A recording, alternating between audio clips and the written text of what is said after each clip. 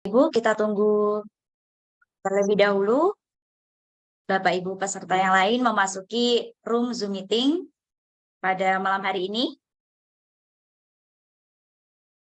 Sudah ada 62 partisipan di sini, yang tentunya Bapak Ibu dari Sabang sampai Merauke dan tetap semangat mengikuti kegiatan yang dilaksanakan oleh Guru Cendekia.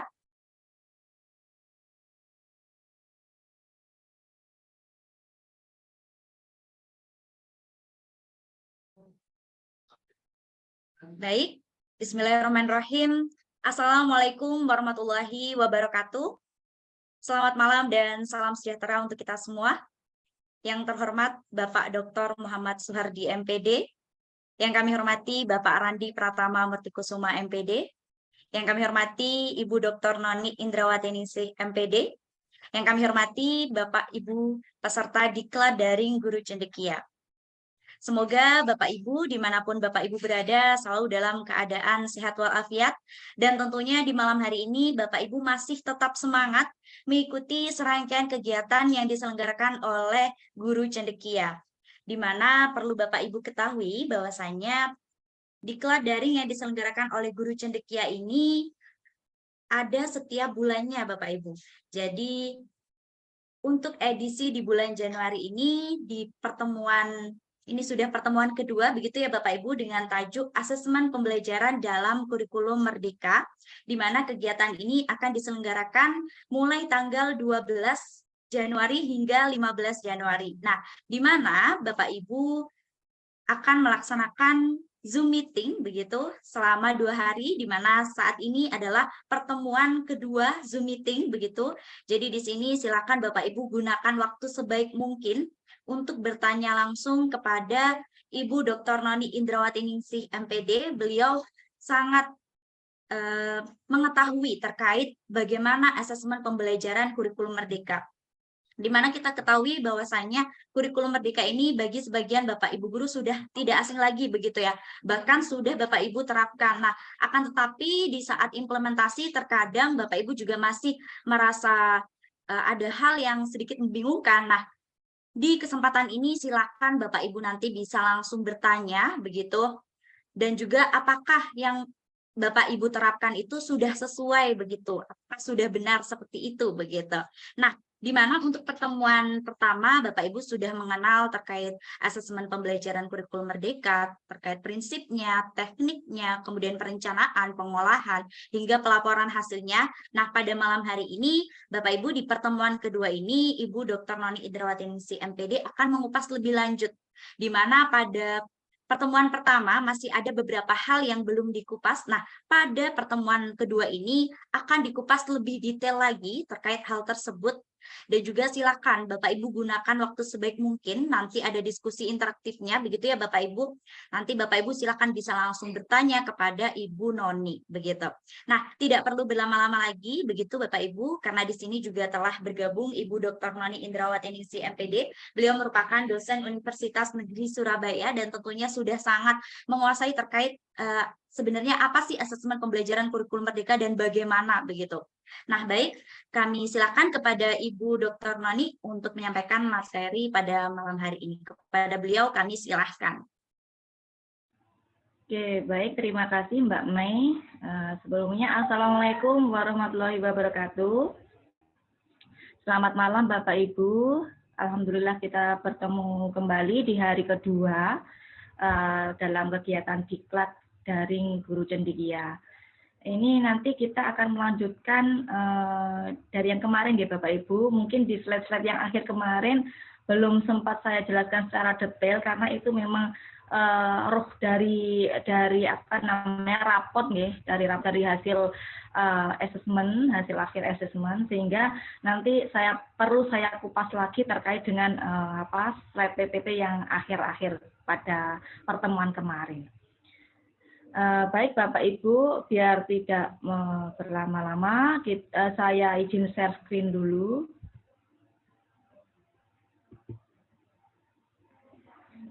Sudah terlihat Mbak Mei untuk PPT saya? Sudah nampak Bu? Oke, baik. Jadi untuk kelanjutan pada malam hari ini, nanti kita akan saling berbagi informasi terkait dengan kenaikan kelas, mekanisme kenaikan kelas, mekanisme kelulusan serta tindak lanjut nih Bapak Ibu. Itu yang akan kita bagi informasi di sini. Nah, sebelumnya di sini untuk pengolahan asesmen kemarin kan sudah dibahas ya, untuk pengolahan asesmen. Kalau pengolahan itu tidak jauh beda dengan pengolahan yang ada di kurikulum 2013. Jadi setiap mungkin Bapak Ibu melakukannya melakukan asesmen sumatif itu di setiap TP atau di setiap akhir pembelajaran ataupun di setiap tujuan pembelajaran, kemudian baru dirata itu pengolahannya. Tapi kalau asesmennya memang yang terfokus di sini di kurikulum Merdeka ini memang formatif, tetapi juga sumatif tetap harus diperhatikan juga begitu. Kemudian untuk pengolahan hasil asesmen itu dapat dituangkan dalam bentuk yang pertama raport, ya, raport yang per semester itu, kemudian portofolio, jadi bisa berupa portofolio. Biasanya kalau di PAUD ini pakai portofolio ya, semacam portofolio, kemudian diskusi atau konferen, atau yang keempat itu adalah pameran karya. Nah, untuk raport Bapak Ibu kemarin sudah menyusun ya, sudah ataupun menggunakan aplikasi begitu ya, aplikasi terkait dengan raport, aplikasi yang mungkin diberikan oleh dinas ya Bapak Ibu. Jadi ini sarannya adalah aplikasi yang sudah disediakan oleh dinas masing-masing begitu. Nah, untuk raport komponen-komponennya sudah ya sama seperti yang ada di slide ini ya, komponen raportnya. Terkait dengan yang pertama identitas peserta didik, ini ya formatnya. Kemudian nama satuan pendidikan, kemudian kelas, semester, mata pelajaran dan sebagainya ini ya, sampai 10. Nah, ini bentuk dari format laporan hasil belajar. Kemarin seperti ini ya Bapak Ibu. Kemudian untuk menuliskan yang mata pelajaran itu disesuaikan dengan urutan yang ada di KOSP-nya masing-masing, mau apa dulu begitu, terus sesuai dengan struktur kurikulum yang ada di masing-masing sekolah kalau untuk struktur kurikulum mata pelajaran ini. Kemudian untuk nilai itu di raport kurikulum Merdeka itu ada skor ya, nilai skor, kemudian ada yang namanya deskripsi atau capaian kompetensi begitu ya. Nah, di sini yang kemarin yang sempat belum saya jelaskan, ada 3 opsi ya Bapak Ibu, ada 3 opsi dalam menuliskan raport gitu ya. Kemarin sempat yang ditanyakan Pak siapa itu tadi, yang kemarin itu berasal dari TP. Nah, ini ada 3 opsi. Yang pertama bisa dideskripsikan berdasarkan CP. Jadi misalkan ini mungkin bisa dilihat secara lebih dekat ya Bapak Ibu karena memang kecil ini screenshotnya. Jadi misalkan di fase E ini, kebetulan ini adalah kelas 10 SMA. Nah, pada akhir fase E, peserta didik memiliki kemampuan untuk merespon isu-isu sampai pada terkait bla bla bla bla.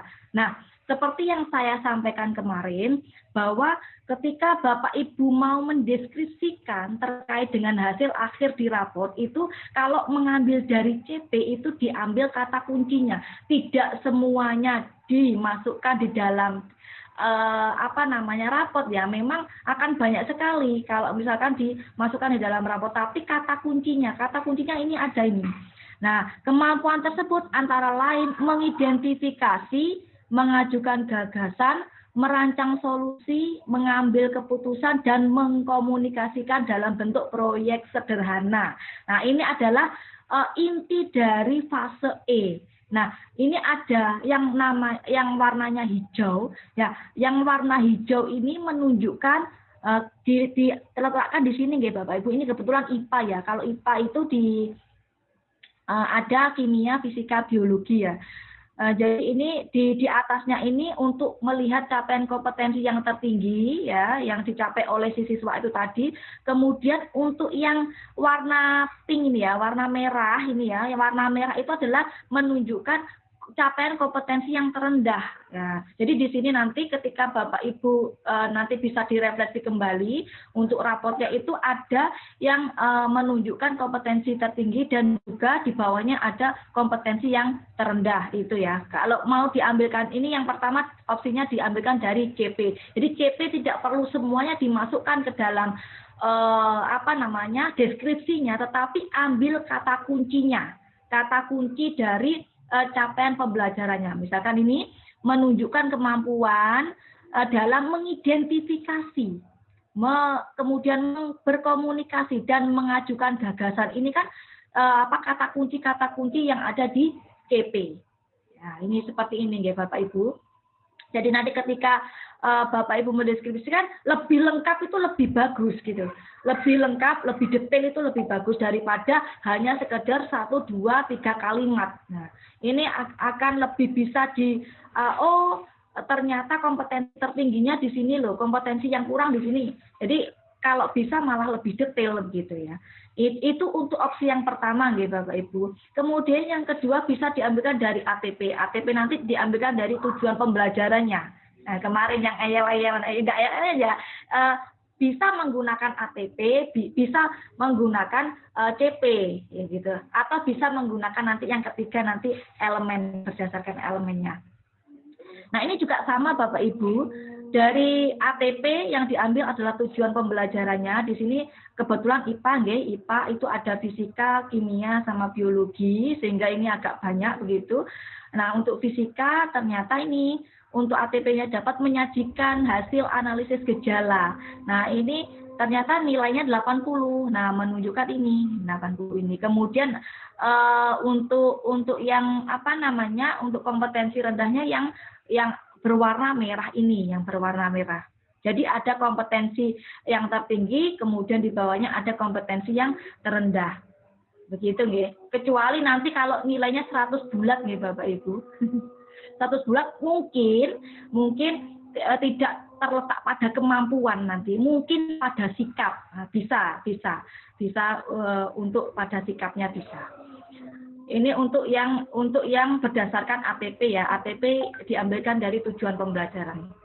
Kemudian untuk yang ketiga, nah ini ketiga itu berdasarkan mengambil dari poin-poin penting materi yang sudah diberikan. Nah ini misalkan ini lingkup materinya adalah cuaca di sekitarku, nama-nama hari dan bulan, konsep waktu. Nah, berdasarkan tes sumatifnya, ternyata ini ya, ada untuk cuaca ini 85, untuk yang nama-nama hari 76, untuk konsep waktu 60, sehingga ketika dideskripsikan di dalam raport itu berbunyi seperti ini. Nah, menunjukkan penguasaan yang baik dalam memprediksi kondisi cuaca. Jadi berdasarkan dari materi tadi, materinya apa, ya, dengan kondisi cuaca dan dapat membedakan siang dan malam, gitu misalkan. Kemudian untuk yang rendah ini apa yang rendah? Yang rendah perlu pendampingan, ya, perlu pendampingan, perlu bimbingan, perlu bantuan, begitu ya, untuk memahami konsep dan waktu. Jadi ini diperlihatkan lebih jelas terkait dengan materi yang mereka pelajari, materi yang dipelajari di fase itu gitu. Jadi ada 3 opsi ya Bapak Ibu untuk mendeskripsikan capaian kompetensi yang ada di raport. Boleh mengambil dari CP, tetapi tidak di copy paste semuanya, nggih, diambil kata kuncinya saja. Kemudian bisa berdasarkan tujuan pembelajaran yang ada di ATP. Kemudian bisa mengambil poin-poin penting dari materi yang sudah diberikan. Gitu nggih. Ini untuk yang raport nggih Bapak Ibu, sudah bisa dipahami nggih. Jadi untuk di raport itu nanti dicantumkan yang kompetensi tertinggi itu dideskripsikan seperti apa, kemudian di bawahnya nanti kompetensi yang tidak bisa itu seperti apa, itu dideskripsikan. Ini untuk yang raport ya Bapak Ibu. Kemudian ini adalah salah satu raport P5 ya Bapak Ibu ya, raport P5. Kalau itu tadi raport setiap semester. Kalau P5 itu raportnya 1 tahun sekali Bapak Ibu ya. Jadi raportnya itu 1 tahun sekali, diberikan ke setiap siswa. Jadi tidak kelompok, tidak. Jadi setiap siswa memperoleh rapot P5. Nah, itu setiap 1 tahun sekali, gitu. Nah, untuk format P5, rapot P5-nya kurang lebih seperti ini, guys. Ada nama sekolah, alamat, nama siswa, kemudian nomor induk siswanya, kelas berapa, fase berapa, tahun ajaran berapa. Nah, kalau penerapan P5 itu kan ada batas minimal, nih, Bapak Ibu, untuk menerapkan. Kalau misalkan SD itu minimal 3 ya, Bapak Ibu, kalau tidak salah, 2 atau 3 ya. Kemudian kelas 3 SMP itu 3 gitu, jadi ada 3 tema yang harus diselesaikan dalam waktu 1 tahun. Ada tema, jadi temanya nanti Bapak Ibu bisa melihat di yang Kemendikbud nomor berapa itu 256 atau berapa itu ya, nanti ada di sini, itu terkait dengan P5.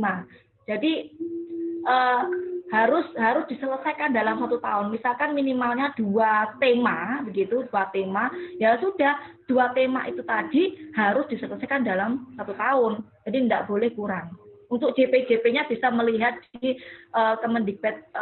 Kemdikbudristek nomor 262/M tahun 2022. Itu nanti sudah lengkap sekali di sana untuk berapa JP-nya yang harus dicapai setiap fase, gitu. Nah, ini kebetulan ini ada 2 proyek, nih Bapak Ibu, 2 proyek. Yang pertama temanya mengenal dan merawat keberagaman. Nah, di sini ada tema proyeknya, kemudian ini deskripsi. Jadi di sini ada berapa tema, itu dituliskan semua, ya, tuliskan. Misalkan ada 3 tema, dituliskan 3 tema. Jadi kemudian dideskripsikan singkat proyeknya, berisi penjelasan mengenai konteks dan tujuan proyek, serta gambaran umum proses pelaksanaannya. Jadi ini secara umum aja, tidak seperti yang ada di panduan Bapak Ibu ketika menyusun P5, tidak, tapi secara umum aja itu dimasukkan di dalam rapor. Begitu. Ini adalah contoh P5. Kemudian ini Bapak Ibu yang ada di sebelah kanan ini. Nah, ini adalah capaian pembelajaran pada P5. Jadi P5 dengan yang ada di rapot itu sangat berbeda. P5 itu masuk ke kurikuler nih Bapak Ibu, dan itu termasuk wajib dan harus dilaksanakan di kurikulum Merdeka ini. Jadi punya capaian pembelajaran tersendiri untuk P5. Nah, capaian pembelajarannya untuk P5 itu sudah ada juga. Ya, sudah ada juga, sudah ada dari pemerintah. Tinggal kita mengembangkan indikatornya saja. Nah, misalkan di sini ya, untuk rapor ini tadi identitas ya. Saya namakan identitas, kemudian tema-tema yang diusung itu apa saja, ini kemudian dideskripsikan. Kemudian setelah itu dicantumkan dimensi. Nah, dimensinya apa? Mau pakai dimensi apa? Berkebinekaan global, atau bernalar kritis, atau apa terserah. Gitu ya. Kalau biasanya satu tema itu biasanya nggih Bapak Ibu, biasanya itu mengusung mengambil minimal dua dimensi, biasanya begitu, 2 dimensi. Nah, ini untuk dimensinya berkebinekaan global, kemudian bernalar kritis. Nah, ini. Kemudian dicantumkan juga sub-elemennya. Nah, kalau berkebinekaan global ini apa sub-elemennya? Mengeksplorasi dan membandingkan pengetahuan budaya, menumbuhkan rasa menghormati terhadap keanekaragaman, dan sebagainya. Nah, ini adalah sub-elemennya. Kemudian indikatornya yang ada di sini, di bawahnya ini tadi. Ini indikator ini disusun oleh tim, ya, tim fasilitator penerapan P5, gitu ya. Yang sudah Bapak Ibu rancang sebelum pelaksanaan P5. Kemudian, sebentar ini kok tertutup ini, sebentar. Bapak Ibu. Kemudian untuk ini nggih Bapak Ibu, sebentar. Ini layar saya ketutup yang atas ini. Nggak bisa dipindah ini. Kemudian untuk subelemen ini kalau kita melihat di sebelah kiri Bapak Ibu, ini yang ada di rapot nih Bapak Ibu. Nah, ini adalah penjelasannya. Nah, misalkan subelemennya adalah mendalami budaya mendalami budaya dan identitas budaya. Nah, pada fase PAUD itu kemampuan minimal yang harus dicapai itu yang seperti apa? Nah, kemampuan minimal yang dicapai oleh siswa itu mengenali identitas diri dan kebiasaan-kebiasaan budaya dalam keluarga. Begitu juga fase A, fase B sampai fase E gitu ya, F ya. Jadi semakin levelnya semakin tinggi gitu. Jadi ini adalah batas minimal capaian yang sebaiknya dicapai oleh si siswa begitu.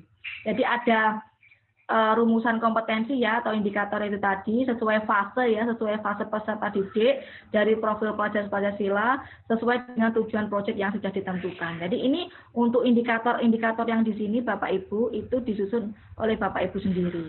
Kalau untuk yang subelemennya itu sudah ada nanti di yang sudah disediakan oleh pemerintah itu, tinggal Bapak Ibu menyusun P5 itu disesuaikan dengan kondisi yang ada di sekolah masing-masing gitu nggih. Karena di sekolah masing-masing di sekolah itu memiliki ciri khas masing-masing gitu.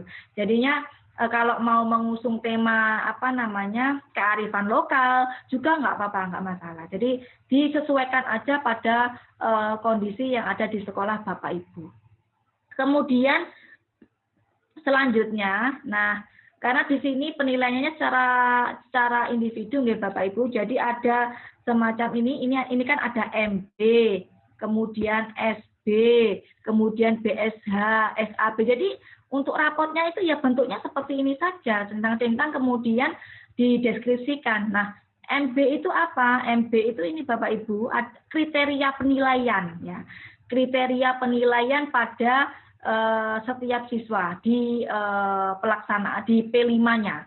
Kalau MB itu mulai berkembang, kemudian B itu SB itu sedang berkembang, kemudian BSA itu berkembang sesuai harapan.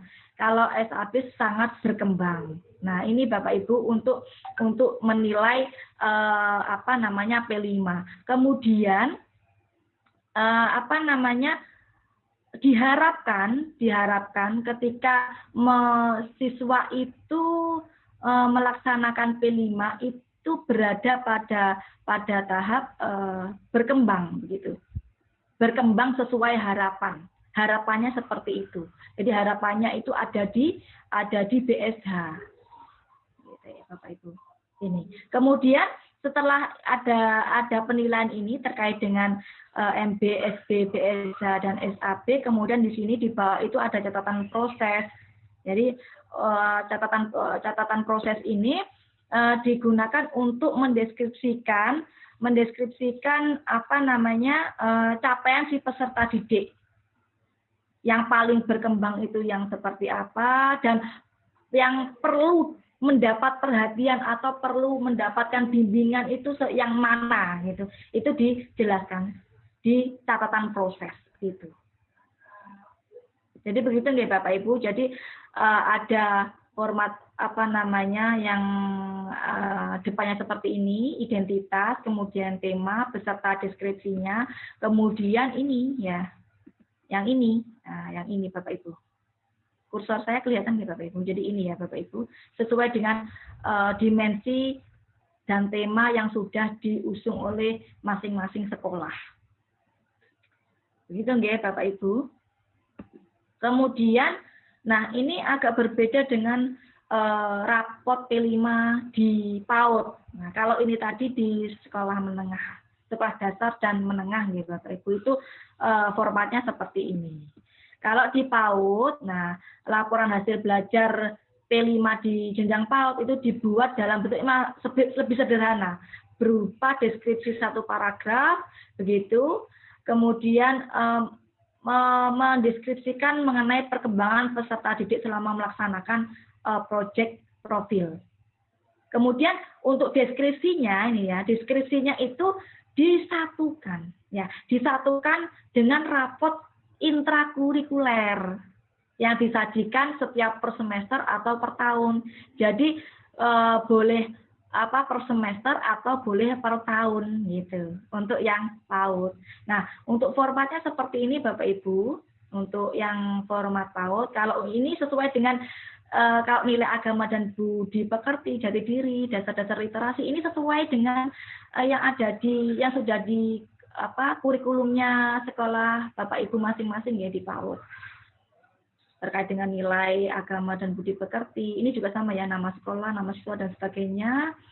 Kemudian jati diri, dasar. Nah, di sini Bapak Ibu, di bawahnya dasar-dasar literasi ini dijelaskan terkait dengan hasil dari penerapan, hasil asesmen dari P5-nya si anak itu tadi. Kemudian baru refleksi orang tua, kemudian ketidakhadiran. Nah, ini adalah raport intrakurikuler gitu ya. Tapi disisipkan P5. Jadi tidak perlu ada format lagi untuk P5, ya sudah ya ada di dalam raport intrakurikuler. Mau diberikan pas kalau misalkan semester kemarin belum diberikan, berarti semester depan harus ada terkait dengan terkait dengan P5 begitu.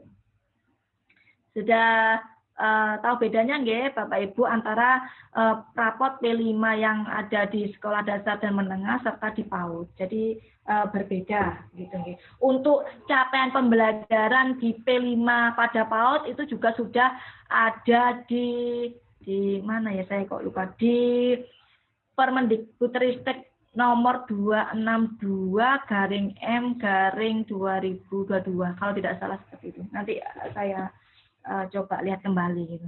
Karena kebanyakan aturan ya, BSKAP nomor sekian, Permendikbudristek nomor sekian, itu banyak sekali gitu. Jadi ini ya Bapak Ibu, ini untuk raport dari P5 dan raport intrakurikuler yang ada di SD dan menengah. Mungkin nanti Bapak Ibu bisa merefleksi kembali kemarin, semester kemarin itu yang menggunakan kurikulum Merdeka dalam penulisannya apakah seperti ini atau tidak begitu ya. Kemudian ini yang kedua adalah portofolio ya, berupa portofolio. Tujuan dari portofolio ini adalah kumpulan dokumen dari hasil karya peserta didik. Nah, isi portofolio adalah hasil karya peserta didik yang dipilih oleh peserta didik ini sesuai dengan kesukaan peserta didik, sesuai dengan minat peserta didik. Bisa berupa foto, video, infografis, poster ataupun karya apapun ya. Nah, biasanya ini yang paling banyak ini ada di TK ini ya, di PAUD ya ini, yang paling banyak menggunakan portofolio. Nah, ini Bapak Ibu. Kemudian bisa diskusi dan konferensi itu juga merupakan pelaporan hasil belajar ya. Nah, diskusi di luar misalkan di luar kelas ataupun di dalam ruangan itu juga merupakan pelaporan hasil belajar juga terkait dengan perkembangan kemampuan siswa gitu ya. Mungkin dilihat dari sisi kemampuan komunikasinya atau keaktifan dalam menyampaikan ide ataupun apa itu masuk dalam pelaporan hasil belajar. Kemudian pameran karya ini ya. Pameran karya seperti yang sudah ada ini ya, terkait dengan perayaan proses belajar peserta didik dan juga sebagai asesmen sumatif. Bisa berupa apa ya? Ya ini ada yang tari ya Bapak Ibu, ada yang berupa teater atau berupa apa itu ya, pameran karya. Jadi itu juga merupakan pelaporan hasil belajar gitu. Oke Bapak Ibu, ini terkait dengan pelaporan hasil belajar. Ya. Kemudian untuk selanjutnya adalah mekanisme kenaikan kelas dan kelulusan. Nah, untuk mekanisme kenaikan kelas itu ada dua, begitu nggih Bapak Ibu. kenaikan kelas dalam fase yang sama dan kemudian kenaikan kelas dalam fase yang berbeda. Jadi kalau fase yang sama misalkan dari kelas 3 naik ke kelas 4 begitu Bapak Ibu. Jadi itu kan fase B ya Bapak Ibu, fase B. Kemudian kalau fase yang berbeda itu dari kelas 4 ke kelas 5. Nah, ketika ada siswa kita, jadi di sini ketika fasenya sama ya, kenaikan fase sama, misalkan kelas 3 ke kelas 4, maka guru di kelas 3 harus saling berkolaborasi dengan guru kelas 4 ya. Harus saling berkolaborasi, kemudian saling memberikan informasi untuk guru kelas 3, kemudian untuk yang guru kelas 4 itu menggali informasi terkait dengan capaian pembelajaran yang capaian kompetensi ya, capaian kompetensi yang sudah dicapai oleh si siswa. Ya, yang dicapai oleh si peserta didik sudah sampai mana. Kalau misalkan ada perlu bimbingan, maka di situ kan nanti ada informasi dari guru kelas 3, misalkan 3 sama 4 nih. Informasi dari guru kelas 3, oh kurangnya di sini. Maka si guru kelas 4 ini tidak serta-merta langsung menyamakan dengan yang tidak ada, yang tidak perlu bimbingan. Jadi tetap disesuaikan dengan capaian pembelajaran, hasil pembelajaran di fase di kelas sebelumnya tadi. Kemudian di sini untuk guru kelas 4 juga melakukan lagi ya, melakukan analisis, melakukan asesmen awal lagi untuk mengetahui kesiapan peserta didik di kelasnya itu, sehingga nanti ketika ada kelompok-kelompok yang memiliki kesiapan yang kebutuhan yang berbeda-beda, nanti seharusnya difasilitasi gitu ya, disesuaikan dengan kebutuhan mereka begitu. Kemudian untuk yang kenaikan fase yang berbeda itu sama gitu Bapak Ibu. Jadi guru itu harus saling berkolaborasi, saling memberikan informasi, kemudian untuk guru kelas yang tinggi itu menggali informasi terkait dengan capaian pembelajaran si peserta didik ini sampai mana gitu. Nah, di situ nanti akan ditindaklanjuti di kelas selanjutnya, di kelas selanjutnya gitu. Kemudian untuk satuan pendidikan tidak perlu menentukan kriteria atau mekanisme kenaikan kelas ya, harus seperti ini, siswanya harus tidak ya Bapak Ibu. Jadi di sini memang karena di kurikulum Merdeka ini disesuaikan dengan kemampuan si siswa, sehingga di sini tidak ada yang namanya patokan untuk kenaikan kelas. Jadi pembelajaran dilaksanakan menggunakan prinsip mastery learning. Mastery learning itu belajar tuntas. Jadi pembelajaran yang mensyaratkan siswa menguasai secara tuntas ya, dan sesuai dengan kebutuhan mereka, sesuai dengan kemampuan mereka, begitu, sesuai dengan tahapan capaian mereka yang mereka capai begitu. Jadi di sini tidak ada yang namanya tinggal kelas nih Bapak Ibu. Jadi kalaupun karena kalau ketika siswa itu belum mencapai capaian pembelajaran yang sudah disusun di TP gitu ya, di TP atau tidak sesuai dengan belum mencapai di CP berdasarkan CP-nya, itu sebaiknya segera untuk ditindaklanjuti begitu, tetapi tidak tinggal kelas ya Bapak Ibu, ditindaklanjuti untuk memberikan perlakuan yang khusus kepada si siswa itu tadi, entah dalam bentuk apapun, entah itu dalam bentuk pelajaran tambahan ataupun apa begitu. Karena di sini berdasarkan penelitian yang sudah dilakukan oleh si peneliti itu, ketika siswa itu tidak mencapai capaian kompetensi dan itu tinggal kelas, maka akan tidak efektif, sangat tidak efektif, karena mereka akan mengulang lagi pelajaran yang sama, materi yang sama, sehingga malah menyebabkan mereka tetap tidak akan tercapai kompetensinya begitu. Sehingga mana yang belum tercapai, nah itu yang akan dikejar, yang akan diberi perlakuan, sehingga nanti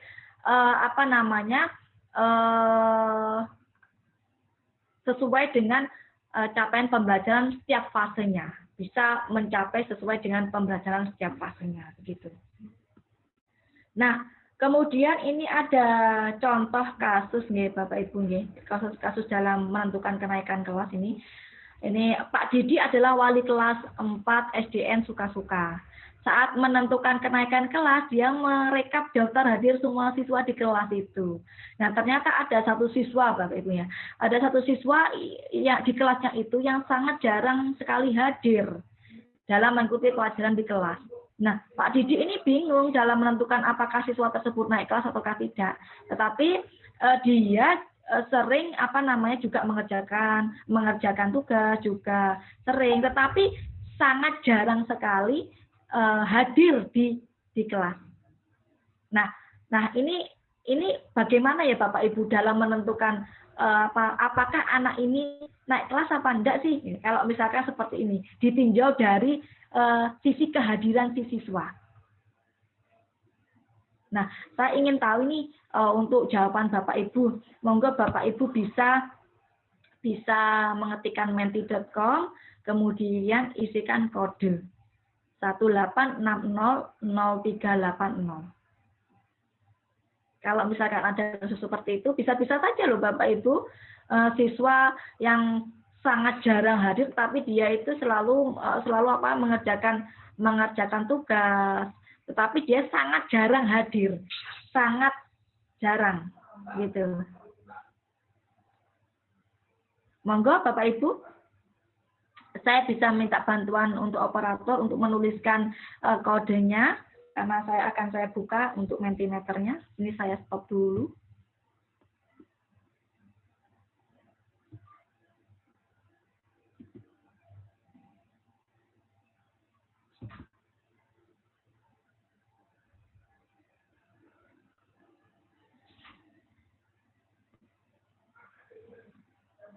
Nah, ini masih muter-muter ini.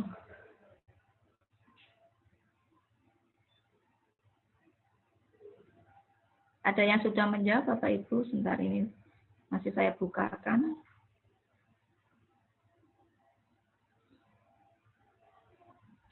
Ini kondisi di lingkungan saya agak ini ya Bapak Ibu sinyalnya.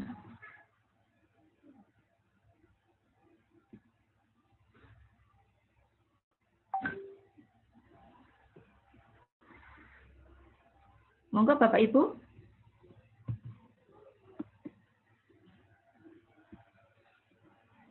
Bisa ketikkan menti.com, bisa pakai HP atau bisa pakai laptop nih. Ini belum ada yang menjawab.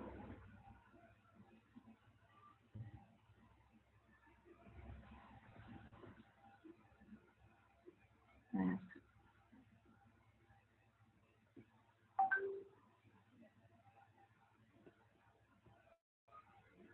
Kodenya berganti 3828 3828 0152. 3828 0152. Oke. Sudah ada yang masuk.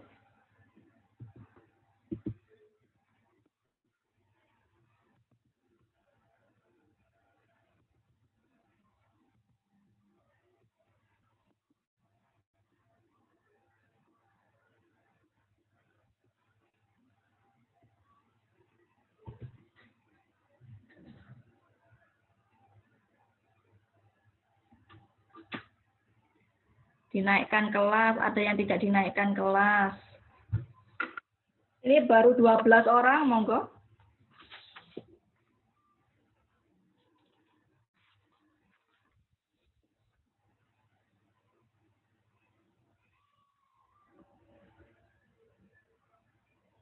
(18 orang.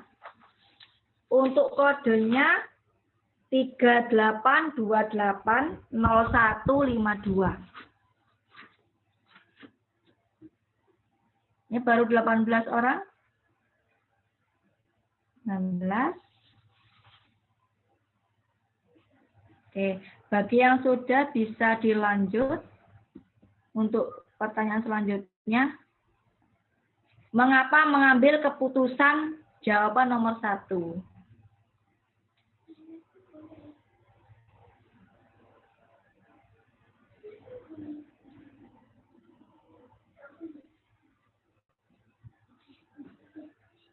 Monggo. Mengapa mengambil keputusan jawaban nomor 1? Kira-kira kenapa Bapak Ibu? Mengapa kok dinaikkan? Kenapa tidak dinaikkan?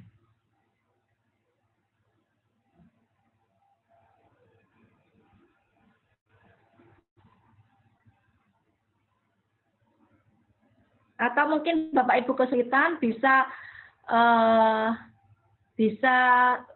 melalui kolom chat juga nggak apa-apa. Karena otomatis malas. Ini Bapak Ibu tahu dari mana ini kok malas ini siswanya? Ada lagi?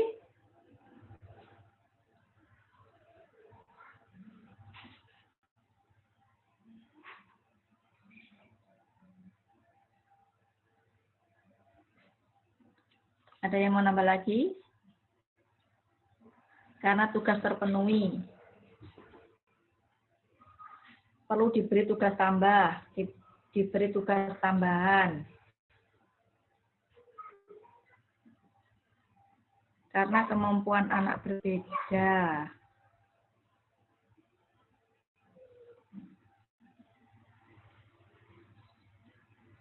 Oke.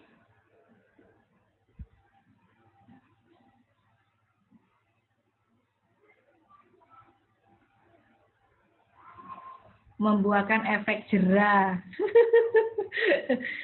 Kemudian sebagai pembelajaran. Bisa saja membuat motivasi.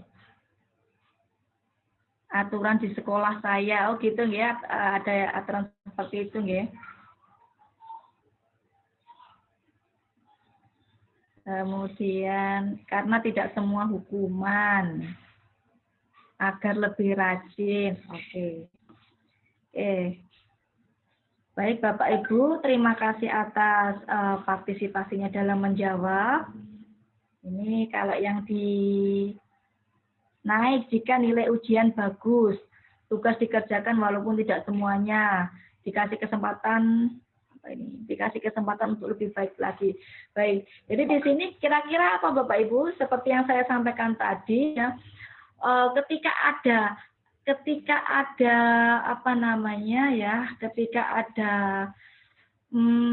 alasan-alasan yang lain yang lebih memperkuat agar si siswa itu bisa naik kelas, ya naik kelas begitu. Nah, untuk tidak naik kelas itu paling tidak itu merupakan keputusan akhir dan tidak ada solusinya begitu. Ketika ada solusi lain gitu ya, akan lebih baik si siswa itu tadi bisa naik kelas begitu. Misalkan saja ini kan tadi kasusnya adalah ketidakhadiran ya Bapak Ibu, ketidakhadiran si siswa. Nah, maka kita bisa menanyakan kepada siswa-siswa itu tadi alasan terkait dengan alasan ketidakhadiran si siswa itu tadi karena apa? Nah, mungkin peserta didik itu tadi tidak hadir karena mungkin kondisi keluarga, misalkan seperti itu. Kan ada yang seperti itu, ya Bapak Ibu, siswa membantu orang tua bekerja, misalkan, atau masalah kesehatan peserta didik, misalkan seperti itu. Sehingga kalau misalkan seperti ini, kalau itu kan sudah jelas alasannya dia itu apa, sehingga ini perlu dipertimbangkan, ya Bapak Ibu. Tidak langsung dinaikkan kelas, tapi perlu dipertimbangkan untuk naik kelas, tetapi dengan catatan khusus. Nah, catatan khususnya apa? Mungkin diberikan tambahan, gitu. Entah tambahan itu tambahan dalam pelajaran ataupun tambahan tugas, gitu ya. Itu tetapi tetap si anak ini bisa naik begitu. Kemudian ketika alasannya adalah misalkan ini tadi ada yang malas tadi, kalau tidak ada yang malas nih. Ketika alasannya ketidakhadirnya adalah malas. Meskipun kecil kemungkinan untuk naik kelas ya Bapak Ibu. Nah, peserta didik ini tetap harus dapat dipertimbangkan untuk naik ya Bapak Ibu, untuk naik kelas dengan catatan gitu ya. Diberi catatan di sini. Diberi catatan bahwa di rapornya itu nanti di bagian sikap yang perlu ditindaklanjuti di kelas berikutnya. Itu sikap, terkait sikap nih Bapak Ibu. Kemudian misalkan lagi ketika sudah mengetahui, Bapak Ibu sudah mengetahui ternyata siswa ini tadi sering tidak hadir, sehingga sesegera mungkin Bapak Ibu memberikan Bapak Ibu ya, segera agar tidak terjadi penumpukan ya, agar tidak terjadi penumpukan ketidakhadiran si siswa itu tadi, maka harus dideteksi lebih dini ya. Langsung didatangi mengapa kok ini bisa terjadi. Nah, seperti itu. Sehingga ini memungkinkan untuk tidak naik kelas gitu. Begitu ya Bapak Ibu. Ketika solusi-solusi itu, misalkan solusi-solusi atau yang sudah dipertimbangkan itu sudah benar-benar mentok begitu, karena memang anak ini memang harus tidak naik kelas ya, secara karena solusi-solusinya sudah mentok gitu ya, sudah nggak naik kelas gitu. Tapi kalau misalkan bisa dipertimbangkan dengan menggunakan solusi lain, kenapa tidak gitu ya Bapak Ibu ya. Sehingga karena di sini sangat berpengaruh Bapak Ibu terhadap psikologi siswa ketika siswa itu tadi tidak naik kelas gitu. Begitu nggih Bapak Ibu nggih. Jadi ada pertimbangan-pertimbangan lain yang perlu dijadikan solusi agar si siswa itu tetap naik kelas. Kemudian untuk selanjutnya, nah ini untuk mekanisme kelulusan ini sudah jelas ya Bapak Ibu. Untuk mekanisme kelulusan itu peserta didik dinyatakan lulus dari suatu program pendidikan ketika menyelesaikan seluruh program pembelajaran, kemudian mengikuti penilaian sumatif yang diselenggarakan oleh satuan pendidikan. Ini sudah sangat jelas. Kemudian selanjutnya adalah tindak lanjut hasil asesmen, bisa dijadikan untuk refleksi diri, kemudian refleksi sesama pendidik, kemudian refleksi oleh kepala sekolah, refleksi oleh peserta didik. Jadi apa sih kekurangan dari proses pembelajaran yang saya lakukan? Apa sih program apa yang sekiranya ini belum optimal gitu kan, refleksi ke kepala sekolah, program apa yang belum optimal di sini sehingga ketika diimplementasikan belum tercapai sesuai dengan harapan. Jadi sebagai refleksi gitu ataupun umpan balik bagi si pendidik, peserta didik, kepala sekolah, bahkan mungkin dari pihak pengawas. Itu Bapak Ibu untuk malam hari ini. Sudah Mbak Mei untuk materinya? Baik, terima kasih Ibu Nani atas pemaparan materi pada malam hari ini. Sangat jelas sekali tadi ya Bapak Ibu, di mana tadi Bu Nani sudah menjelaskan mulai dari komponen raport, kemudian terkait penyusunan deskripsi berdasarkan capaian pembelajaran, kemudian penyusunan deskripsi berdasarkan ATP, dan juga deskripsi berdasarkan mengambil dari poin-poin penting dari materi. Dan juga tadi juga telah dijelaskan terkait raport P5 yang pada pertemuan pertama begitu telah disinggung oleh salah satu Bapak Ibu peserta begitu, dan tadi sudah dijelaskan secara detail begitu. Nah, selanjutnya kita masuk ke sesi diskusi begitu ya Bapak Ibu. Seperti biasa silahkan Bapak Ibu bisa langsung mengaktifkan fitur raise hand untuk langsung bertanya, dan silahkan Bapak Ibu bisa langsung menghidupkan videonya, dan juga Bapak Ibu bisa bertanya melalui kolom chat Zoom begitu. Nah, kami silahkan kepada nih Bapak Marsudi dari Batam. Silahkan Bapak bisa langsung bertanya kepada Ibu Dr. Nani.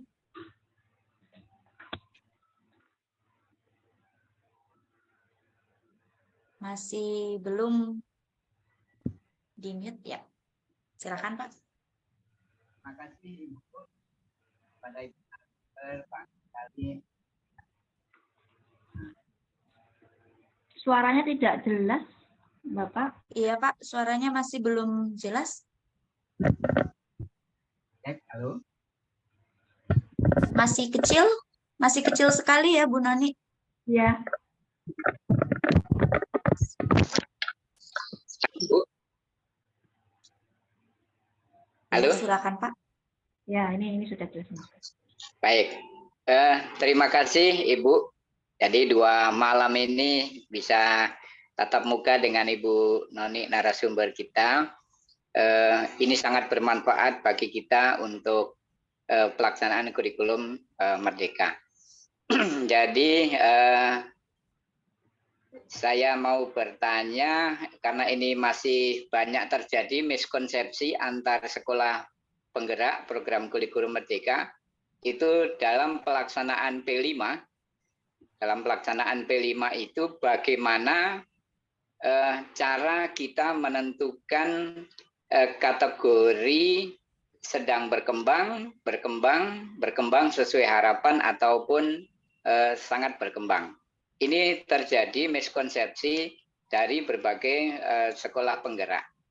Nah, padahal kalau menurut saya, mohon nanti kalau ini saya salah, nanti Ibu bisa memberikan koreksi. Di keputusan BSKAP nomor 009 itu kan sudah jelas pada dimensinya, gitu ya. Tetapi sekolah-sekolah ini melaksanakan P5-nya itu tujuannya itu latah, dia membuat sendiri.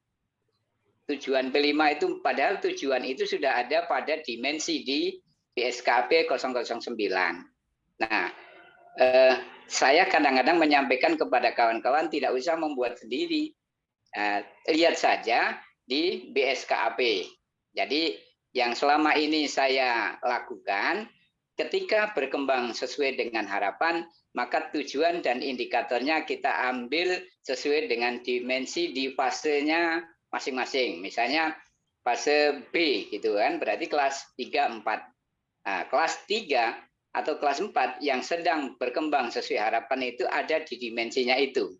Ketika dia dinyatakan belum berkembang, maka tujuannya saya mengambil di fase A. Nah, ketika dia sangat berkembang, saya mengambil tujuannya di fase C.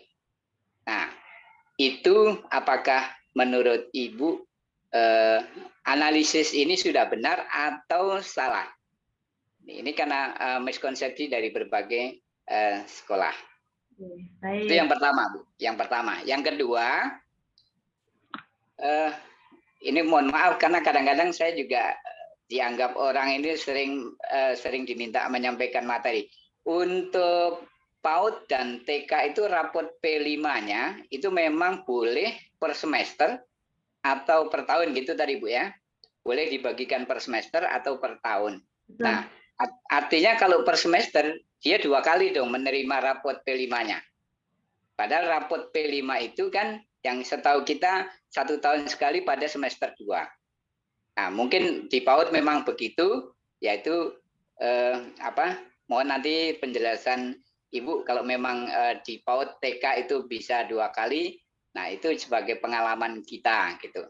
Yang terakhir, yang ketiga itu tentang kasus tadi, Bu.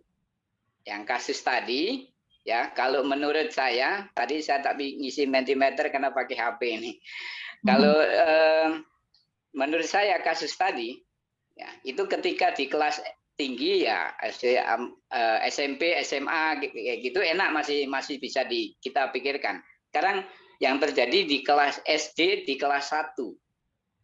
Nah, SD di kelas 1 sudah tak pernah masuk, itu tentu pengetahuannya tidak memadai, tidak memungkinkan dia akan bagus nilainya. Pengetahuannya tidak memungkinkan akan bagus. Nah, ketika kita naikkan, maka akan terjadi pembebanan di kelas berikutnya. Pembebanan di kelas berikutnya dan siswa lain akan komplain. Ini nggak pernah masuk, Pak. Kenapa naik? Ini yang terjadi di SD, di kelas 1 terutama. Ini banyak orang tua komplain, Pak, anaknya si A itu kan jarang masuk, Pak. Kenapa naik?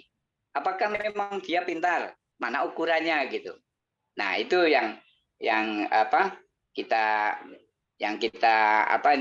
pikirkan. Kemudian untuk naik dalam satu fase, memang menurut saya wajib naik. Misalnya sama-sama fase A, kelas 1, kelas 2. Karena apa? Karena memang dia fasenya fase A harus diselesaikan di kelas 2. Gitu. Nah, ketika terjadi antar fase, nah itu apakah memungkinkan anak itu tidak naik kalau kondisinya tadi absennya tidak 90% lah, anggap 90% tidak hadir. Kemudian dari latar belakang ekonomi orang tua dan sebagainya itu kita jadikan penting. Boleh nggak antar fase itu anak tidak naik ketika dengan catatan tertentu tadi. Nah, memang ini akan kembali kepada KUST masing-masing. Sekolah menyusun pertimbangan itu. Demikian Ibu, terima kasih. Baik, terima kasih Pak Marsudi dari Batam. 3 pertanyaan langsung untuk Bu Noni, dan Bu Noni akan menanggapinya. Silakan Ibu Noni. Baik, terima kasih Pak Marsudi. Terkait dengan kriteria tadi ya, yang sedang berkembang atau yang sangat berkembang. Nah, itu indikatornya Pak. Indikatornya itu dibuat sendiri, indikatornya. Untuk capaiannya memang sesuai dengan BSKAP yang ada di 009 tahun 2022. Itu sudah jelas. Itu capaiannya seperti apa, kemudian subelemennya apa, itu sudah jelas. Tetapi untuk indikatornya yang sudah saya tampilkan tadi, coba saya tampilkan ulang, untuk indikatornya, untuk mencapai capaian pembelajaran itu dibuat tersendiri, Pak. Jadi, bentar, mana tadi ya? Nah, ini Bapak. Misalkan ini dimensinya adalah dimensi berkebinekaan global, kemudian subelemennya adalah mengeksplorasi membandingkan dan sebagainya, ini nggih Bapak. Nah, ini di bawahnya ini adalah indikator untuk mencapai eksplorasi ini. Jadi indikator ini dapat dikembangkan sendiri, Pak. Jadi dapat dikembangkan oleh tim fasilitator tim fasilitator P5, penyusun P5 indikator. Kemudian ini nggih Pak nggih, sudah terjawab nggih ini. Kemudian yang kedua terkait dengan yang nomor 2 tadi apa ya? Saya lupa. Nomor 2 tadi terkait dengan apa tadi Pak? Untuk PAUD ya. Untuk PAUD per semester atau per tahun. Nah, itu diberikan di semesternya itu atau per tahun gitu Pak. Jadi kalau misalkan semester ini sudah diberikan, ya sudah, tidak perlu untuk semester berikutnya diberikan begitu. Jadi bisa diberikan semester ini ataupun di semester atau per tahunnya itu tadi semester 2 gitu. Begitu Pak. Jadi sebenarnya begini Pak, untuk P5 itu kan ada batasan minimal. Batasan minimal tema yang harus dilaksanakan oleh si sekolah. Tergantung fasenya. Kalau SD itu fase B kalau tidak salah 2 ya, kalau tidak salah minimal 2 tema yang harus diselesaikan dalam waktu 1 tahun. Nah, kalau misalkan mau lebih dari 2 juga nggak apa-apa Pak Nggih. Jadi mau lebih dari 2 juga nggak apa-apa, jadi nggak masalah. Begitu. Jadi ini yang tadi yang dimasukkan di PAUD ini tadi di semester itu sudah diberikan ataukah di semester berikutnya gitu.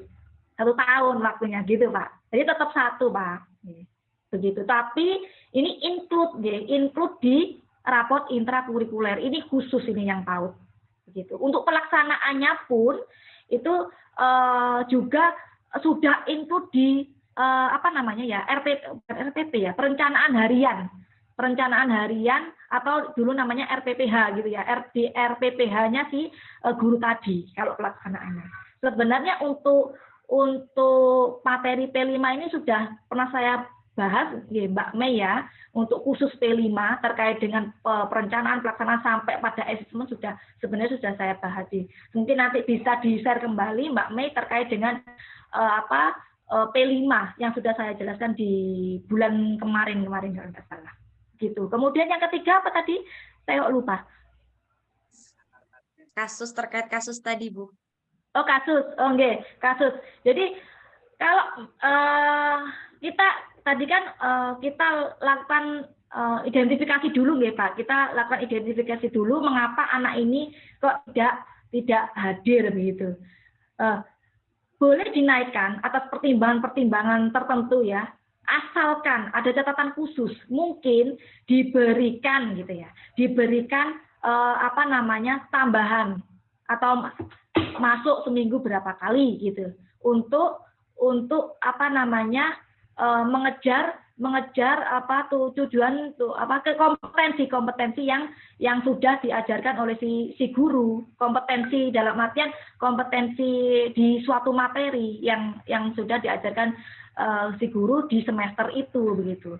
Kalau misalkan memang sudah mentok Pak, sudah mentok tidak ada solusi begitu, sudah mentok tidak ada solusi, ya mau tidak mau memang sangat terpaksa harus tinggal kelas begitu. Itu kalau sudah tidak ada solusi. Tetapi kalau misalkan masih ada solusi, entah itu kemungkinan kecil gitu ya, tetapi bisa ada solusinya, ya kenapa tidak gitu Pak gitu ya. Jadi dengan menggunakan catatan-catatan khusus gitu Pak. Entah itu diberikan tambahan tugas, atau diberikan tambahan les, atau diberikan tambahan masuk begitu, masuk meskipun sendirian, meskipun misalkan itu anak itu sendiri juga nggak apa-apa. Kalau misalkan sudah mentok ya gimana lagi gitu. Sama kalau yang di fase yang sama dan di fase yang berbeda itu juga sama Pak ya. Jadi sama. Kalau misalkan kasusnya seperti itu ya kalau memang ada solusi, meskipun itu kemungkinannya kecil ya, naik saja gitu, begitu, dinaikkan saja gitu, begitu Pak. Tetapi itu juga tidak terlepas dari aturan yang ada di sekolah, nggih Pak. Nggih.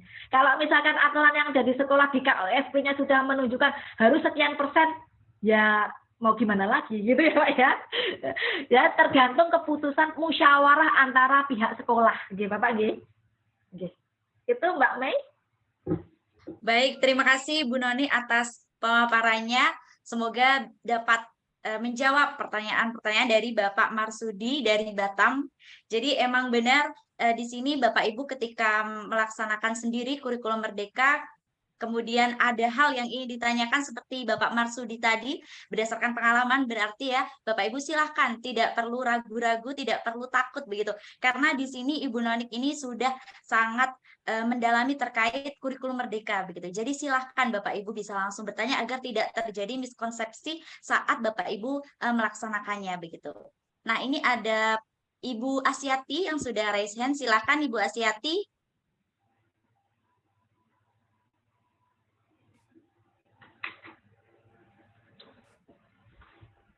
Terima kasih.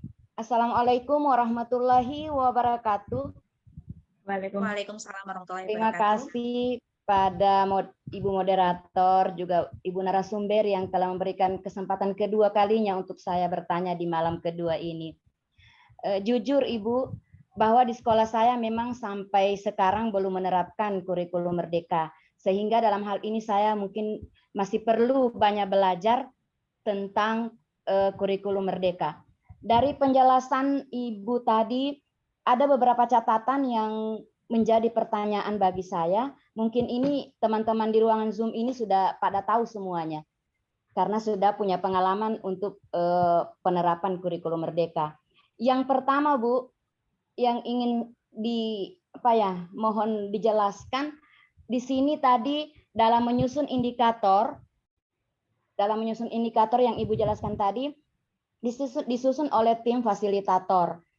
Yang saya kurang jelas apa fasilitator dari kabupaten atau fasilitatornya bisa dari satuan pendidikan. Itu yang pertama, Bu. Yang kedua, di sini dalam dimensi dijelaskan tadi, dimensi itu dicantumkan deskripsinya, itu terserah menurut Ibu tadi penjelasannya, terserah kita. Nah, pemahaman saya begini, kalau dikatakan terserah berarti kita dalam menarasikan itu di deskripsi itu kita boleh menggunakan kalimat kita sendiri, tetapi tidak lari dari kata kunci yang telah yang sesuai dengan kompetensi tentunya atau tujuan pembelajaran. Kalau pemahaman saya, Bu, berarti dikatakan terserah, tetapi harus berdasarkan kata kunci tadi yang di kompetensi ataupun tujuan pembelajaran. yang berikutnya Bu, yang berikutnya tadi ditayangkan hasil diskusi. Hasil diskusi ada tadi mungkin diskusi dari siswa. Ini untuk laporan ini, laporan hasil pembelajaran di rapor. Apakah tadi ditayangkan berbentuk foto ya, foto orang tua yang berdiskusi dengan guru kelas dengan siswanya. Apakah ini dimasukkan di itu adalah menjadi bagian dari rapor itu. Yang terakhir sekali, ini yang terpenting barangkali pertanyaan saya, bukan berarti yang lain tidak penting. Tadi dalam mekanisme kenaikan kelas, di situ disarankan agar guru saling berkolaborasi guru kelas dari kelas sebelumnya ke kelas berikutnya. Nah, di sini tadi disampaikan bahwa guru kelas di bawah ketika pada saat kenaikan kelas akan menginformasikan kekurangan-kekurangan siswanya kepada guru kelas selanjutnya berikutnya. Nah, ini di sekolah saya ada anak berkebutuhan khusus di kelas bawah. Ketika dia naik ke kelas, pastinya guru kelas itu akan menginformasikan ke guru kelas yang selanjutnya.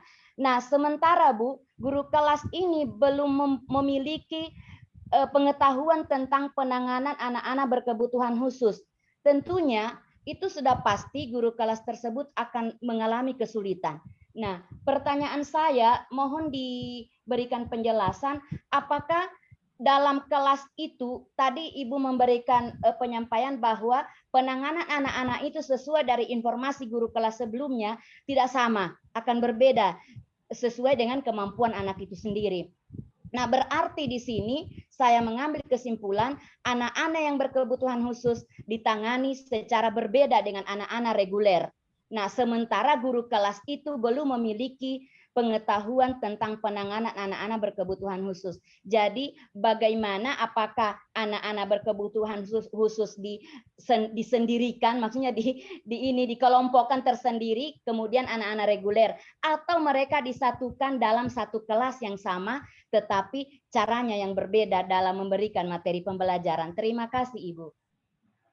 Baik, terima kasih Bu Asyati. 4 pertanyaan, silakan Ibu Nani bisa langsung menanggapi. Oke, baik. Terima kasih Bu Asyati, luar biasa. Nah, saya akan menanggapi satu persatu pertanyaan dari Bu Asyati. Semoga ini menjawab, Ibu nggih. Terkait dengan fasilitator. Fasilitator itu adalah penyusun rancangan P5 di sekolahnya masih. Jadi terdiri dari guru-guru yang ada di sekolah. Oh, iya. Iya. Jadi bisa multidisiplin Ibu, bisa guru nanti misalkan guru IPS, guru IPA, guru matematika, guru bahasa Indonesia, guru olahraga, itu bisa dimasukkan dalam fasilitator begitu. Jadi fasilitator ini adalah tim yang sudah dibentuk oleh kepala sekolah ya untuk merancang modul, merancang alur, merancang kegiatan P5.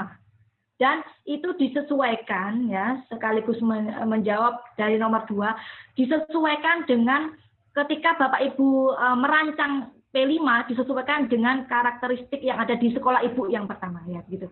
Atau dilihat kondisi di sekeliling Ibu, mau memakai dimensi mana. Kalau dimensi itu sudah ditetapkan oleh pemerintah, Bu. Ini sebenarnya ini untuk P5 ini materi tersendiri ya Ibu nih. Ini materi yang tersendiri untuk P5 itu. Jadi di P5 itu ada dimensi-dimensi yang boleh memilih ya. Boleh memilih, sekolah itu boleh memilih mau dimensi apa yang mau tema apa yang akan diangkat, itu yang pertama. Kemudian dimensinya apa dari tema, misalkan temanya misalkan terkait dengan rumahku sampah, misalkan sampah rumahku, misalkan begitu, misalkan contoh, atau ikan apa kalau misalkan dekat dengan laut. Nah, temanya disesuaikan dengan yang ada di sekeliling sekolah Bapak Ibu atau sesuai dengan ciri-ciri khas dari sekolah Bapak Ibu nggih. Jadi ini sudah disediakan Bu untuk tema-temanya, untuk tema SD itu apa saja yang boleh dipilih, itu sudah ada di BSKAP, nanti bisa dilihat di BSKAP nomor 09 tahun 2022 itu sudah sangat lengkap sekali. Kalau dimensi ya tinggal memilih aja, mau minimal 2 lah gitu ya, minimal ketika melaksanakan kegiatan satu tema kegiatan P5 minimal 2 lah atau 3 gitu untuk apa namanya mengambil dimensi, mau pakai dimensi yang bernalar kritis atau dimensi apa, itu juga kesepakatan dari tim itu tadi. Gitu ya Bapak Ibu nggih. Kalau temanya sudah disiapkan oleh pemerintah, Ibu tinggal memilih sesuai dengan karakteristik di sekolah Ibu. Kemudian dimensinya apa, kemudian subelemennya apa, kemudian indikator untuk mencapai ini berkembang, kemudian sangat berkembang atau berkembang sesuai harapan itu seperti apa, itu juga yang menyusun adalah tim Ibu gitu. Untuk ini sebenarnya materi tersendiri sudah pernah saya sampaikan secara detail terkait untuk apa namanya penilaiannya seperti apa, kemudian perencanaannya seperti apa, itu sudah saya sampaikan sebenarnya, nanti bisa di-share oleh guru cendekia gitu.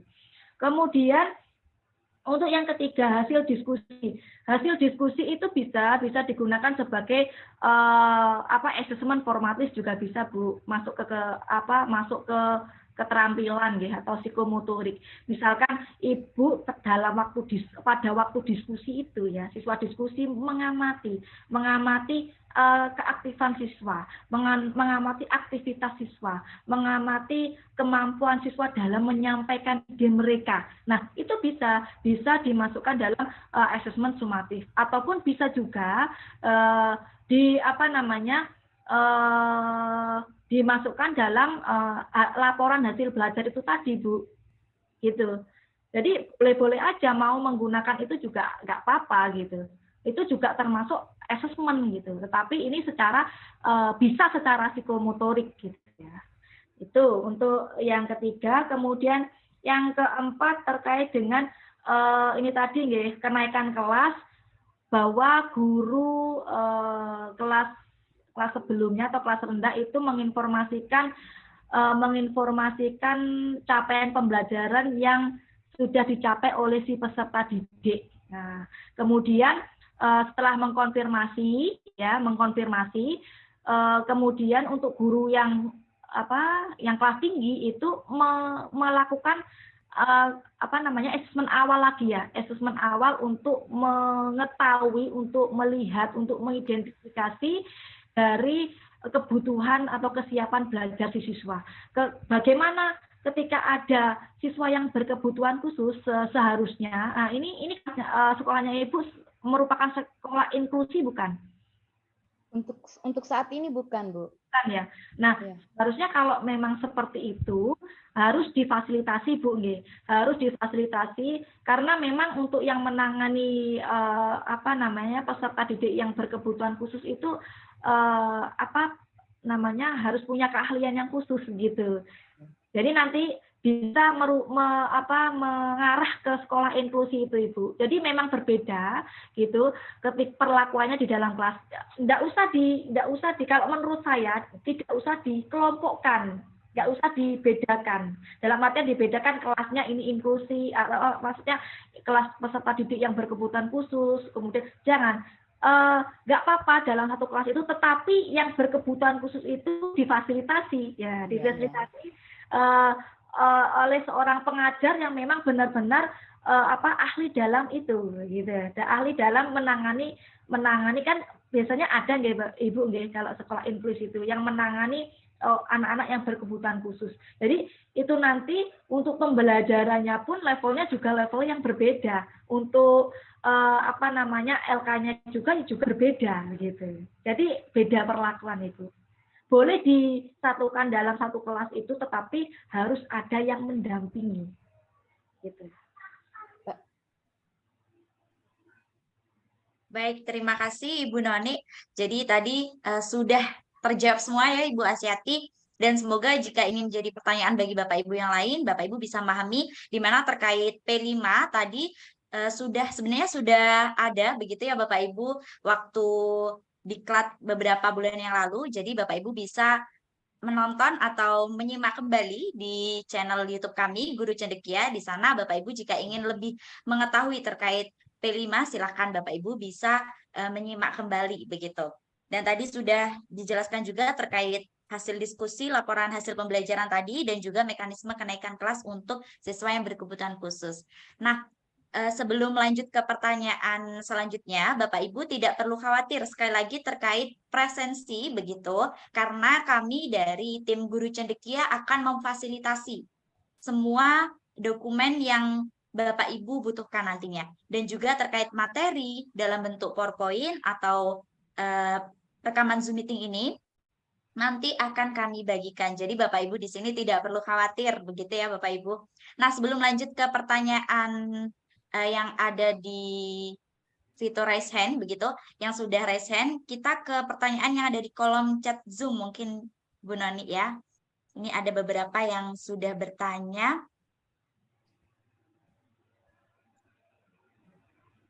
Nah, ini Bu, dari Ibu Umiati. Assalamualaikum warahmatullahi wabarakatuh. Saya memahami bahwa dalam kurikulum Merdeka tidak ada yang tinggal kelas. Bagaimana untuk mengukur kemampuan siswa yang malas dan tidak memiliki kompetensi, begitu Bu? Baik, terima kasih. Bagaimana cara mengukurnya? Dilihat dari kesehariannya, Bu. Dilihat dari kesehariannya itu pada waktu Ibu melakukan proses pembelajaran itu bagaimana? Nah, itu kan bisa dilihat itu perkembangannya dari pertemuan pertama, kedua, ketiga dan seterusnya. Malasnya ini dalam artian malas apa dulu gitu ya. Malas masuk kelas ataukah malas apa? Kalau misalkan masalahnya adalah malas masuk kelas misalkan. Nah, mungkin ada yang salah kita harus merefleksikan diri. Mungkin strategi yang digunakan oleh Bapak Ibu di sini kurang memotivasi siswa. Nah, sehingga siswa itu tadi tidak mau masuk kelas gitu. Itu tidak jadi. Jadi malasnya ini malas karena apa gitu. Jadi harus dideteksi dulu Bu ya. Harus dideteksi dulu malasnya ini karena apa. Mendeteksinya bagaimana?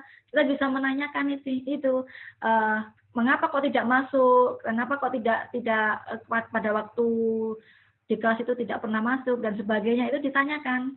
Kita deteksi dulu, kemudian kita kita cari mungkin strategi atau metode yang saya implementasikan di dalam kelas tidak memotivasi belajar siswa misalkan seperti itu, tidak membuat siswa itu merasa jenuh misalkan seperti itu. Kalau misalkan malas gitu, misalkan malas dalam artian malas masuk dalam kelas, misalkan namanya seperti itu. Dan juga selain kita menanyakan si siswa itu tadi gitu, kita tanyakan juga ke siswa yang ada di dalam kelas itu, apakah pembelajaran saya itu menyenangkan, apakah membuat kalian senang. Nah, makanya kan ada yang namanya lembar refleksi ya. Lembar refleksi itu untuk apa? Untuk mengetahui kekurangan kelemahan ketika kita melakukan proses pembelajaran. Nah, itu kan berasal dari siswa itu sendiri kan jawabannya. Jadi dari siswa ataupun dari mungkin dari teman sejawat yang mengobserver kita. Nah, gitu. Jadi ketika ada lembar refleksi itu, kita bisa melihat kembali, oh ternyata kekurangan saya di sini, saya harus melakukan apa. Nah, gitu. Seperti itu Mbak Mei.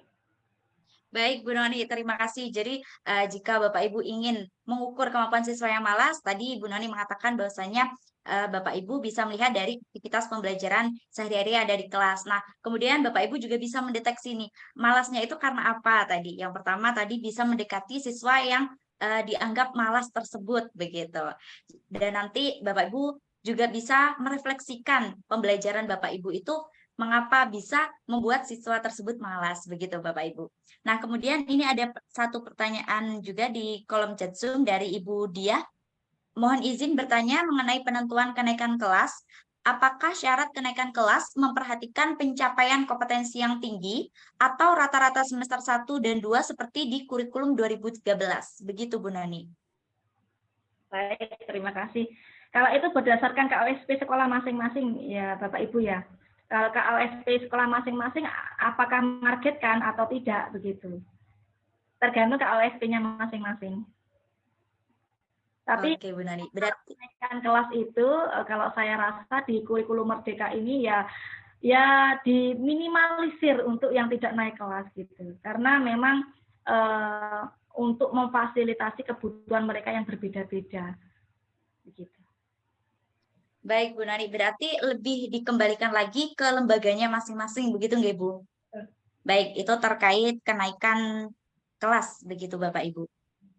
Nah, ini ada Bapak Eko Agus Herianto, silakan Bapak bisa langsung bertanya kepada Ibu Nani. Oke, terima kasih ya. Sebenarnya pertanyaan ini mau saya tanyakan kemarin malam terkait, tapi nanti ada tambahan lagi terkait dengan e-raport. Ya, kebetulan di sekolah kami, ini saya dari SMP Bu, kemarin itu sempat gonjang-ganjing.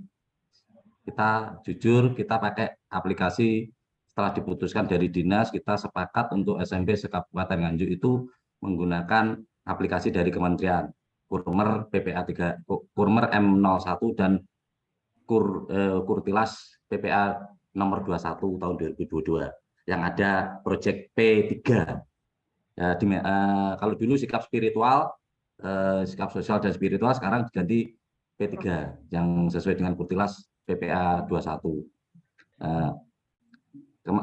Sebelum memakai Kurmer itu kami juga mencoba memakai dari yang development dari Pinjaman Pasek itu dari Bali ya, karena kebetulan juga hampir mirip.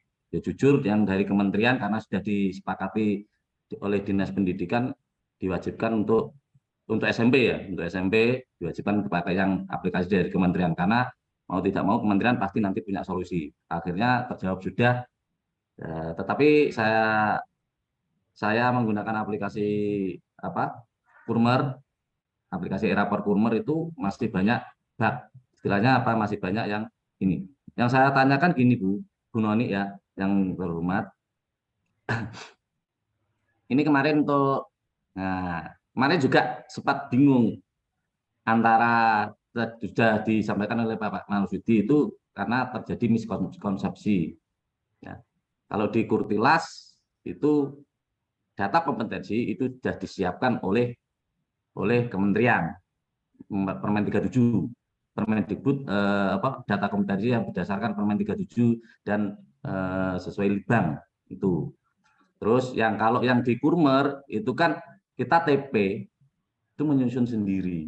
Nah, yang saya tanyakan, apakah kalau di Kurtilas yang PPA 21 itu sudah ada ringkasan deskripsinya berdasarkan dari KD pengetahuan dan keterampilan yang ada. Tetapi kalau yang di Kurmer itu, ini kebetulan saya sudah ada raport yang sudah saya cetak dari aplikasi bentuk PDF dari, kebetulan saya juga wali kelas 7.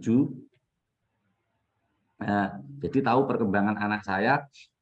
Yang ingin saya tanyakan ini Pak, ini supaya nanti antara seluruh kabupaten itu bisa sinkronisasi, maksudnya apa? Karena terjadi miskonsepsi, terutama pada rapat proyek pun juga begitu. Karena ada di P5, di strukturnya P5. Kalau kebetulan di P5 saya itu mengambil 3 dimensi.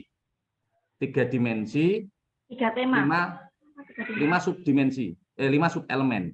Jadi dimensi beriman dan bertakwa, mengambil akhlak terhadap lingkungan, terus ada akhlak beragama, seperti itu sesuai dengan tema yang kami jalankan. Kebetulan proyek yang pertama itu pembuatan lampion dari stik es krim itu ya. Untuk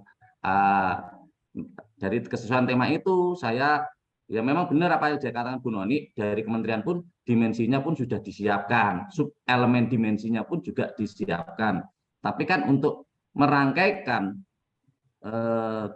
dimensi itu masuk sesuai dengan tema yang masuk, itu kan kita harus, tadi yang ditanyakan oleh Bu Asyati, memang ada tim fasilitator.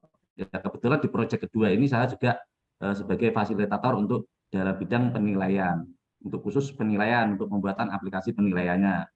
Yang ini saya tanyakan Bu ya, ini TP ya, ini kebetulan biar nanti antara Kurmer dan Kurtilas PPA 21 itu sama Bu ya.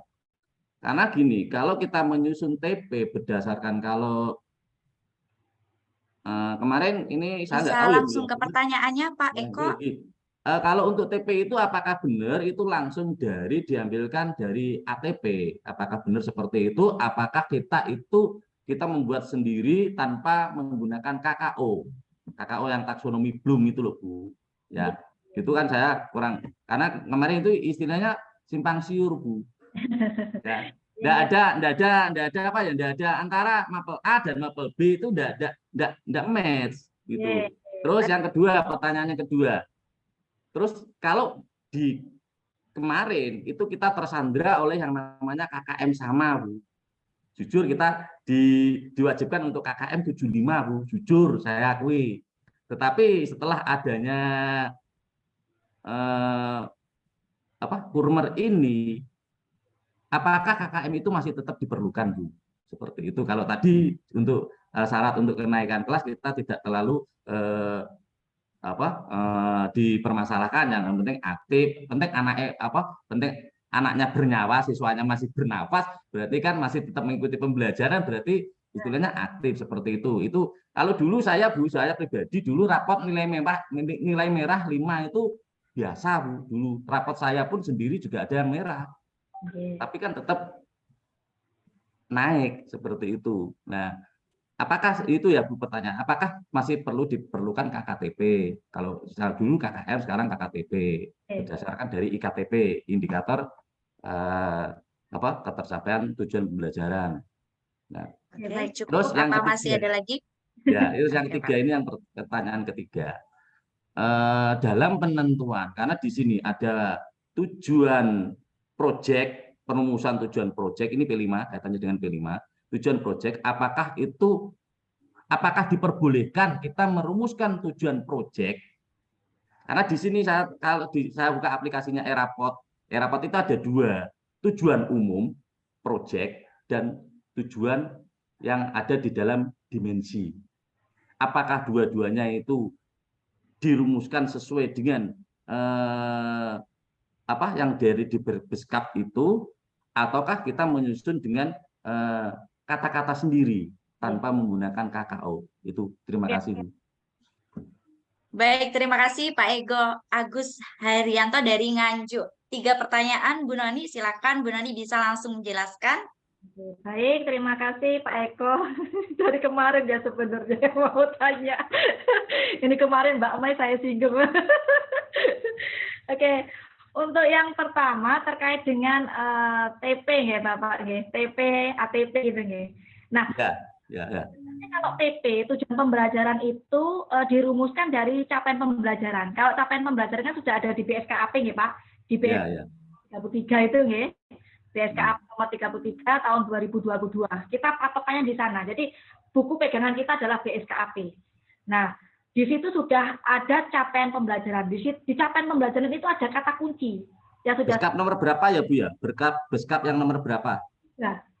256 apa 262? Bukan Pak, BSKAP 033. Oh 033, berarti yang terbaru.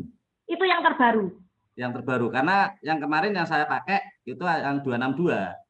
Oh itu yang 56 kalau nggak salah. Disebut Pak itu Pak. BSKAP yang isinya apa ya Bu?